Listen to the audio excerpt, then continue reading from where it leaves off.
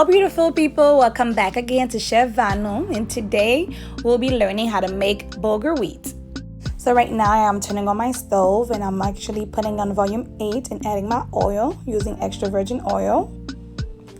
And as of now, I am frying my pigeon peas,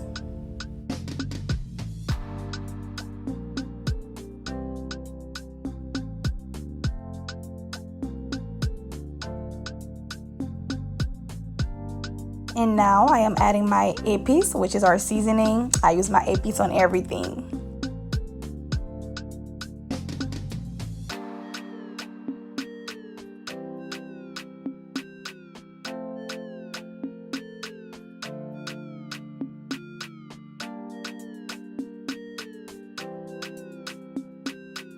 And now I am adding my parsley and thyme to make sure I can fry it with the peas to give it some good flavor.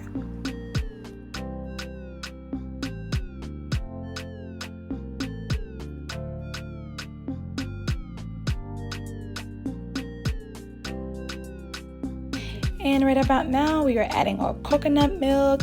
If you're from the island, you already know about coconut milk. We're adding our adobo powder as right now. And now I'm adding garlic powder. As you can see, I'm just adding all the seasoning, powder seasoning all at once before I get to add my water. Just make sure you do that. And right now I'm adding cloves powder. Just a little bit, just a dab, just to give it some flavor.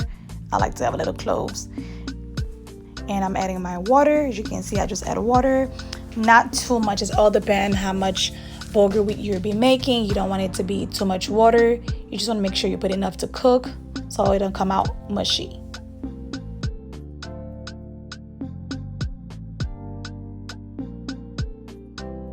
Right now, after I tasted my water, I see it was missing a little flavor, so I went back and add my complete seasoning and mix it again. Voila! It's in that water. It's ready. I had already washed my bulgur wheat about a few times, probably about 2-3 times I would say.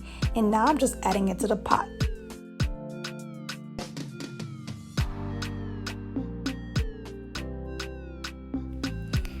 And right now we're just mixing it. And right now I'm just covering it to make sure it cooks about 15 minutes. And I'm just checking it just to make sure, see how far it is from being ready. I'll just cover it back again about a few minutes, about 5 minutes I would say, just to make sure it's fully cooked.